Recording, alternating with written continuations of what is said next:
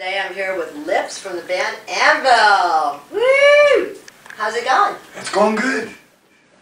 No complaints. No complaints. Okay, awesome. It's been an endless tour. That's since good. the movie came out, actually. We stopped for a few weeks to record an album, and then we just kept on going. That's cool. So it's been pretty much since the Sundance Festival in 2008 that it's been non-stop. Wow. So, pretty amazing.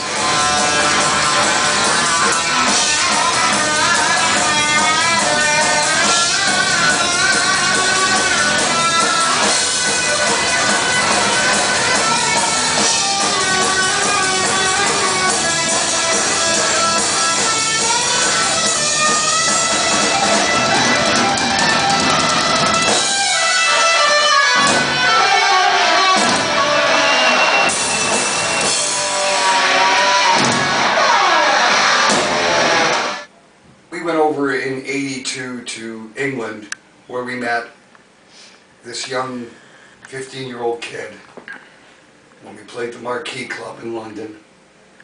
He ended up having relatives in Toronto, and he started showing up in Toronto, and we took him on the road and gave him the time of his life, I suppose, when he was a kid.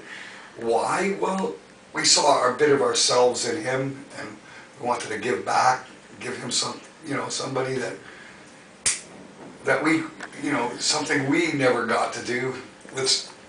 Yeah, give what you don't have. You always give to somebody else what you never could have. Yeah, exactly. Yeah. And that piece of karma came back. So in 2005, after not being in contact with this guy, Sasha, for that many years, I get an email from him, and I find out that he grew up to be a screenwriter in Hollywood. Ah! Exciting. And for Steven Spielberg, nonetheless. Woo! Crazy.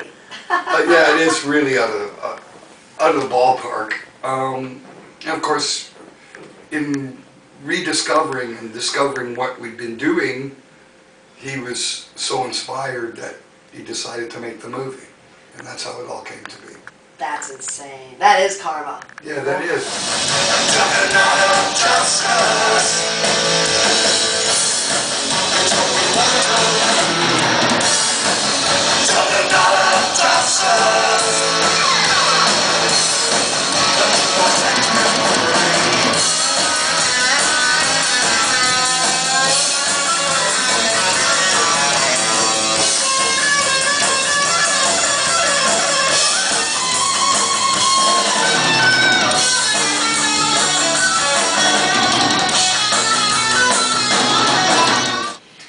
We were looking for a title for the movie, and in the discussion with Sasha, I thought, why don't we name the movie Juggernaut of Justice?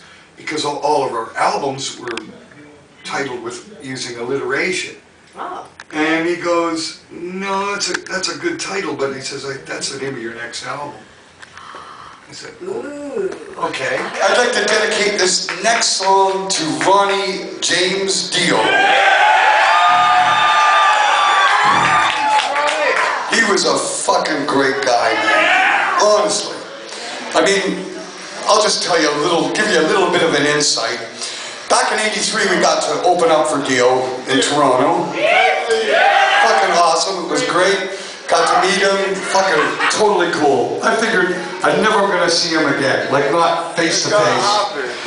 Well, in 2005, I got this request to go to this festival in Italy.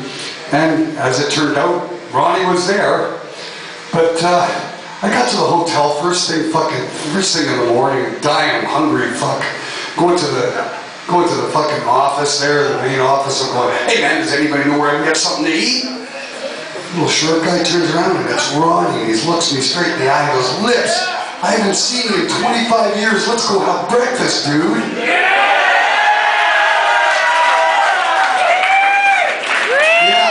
Ronnie, we'll miss you, man. The reason I'm going there and talking about this is because this next song is just so Sabbathy. It's one of the first songs we ever wrote. And if you've seen the movie, you know what I'm talking about. I'm talking about Thumb Hand.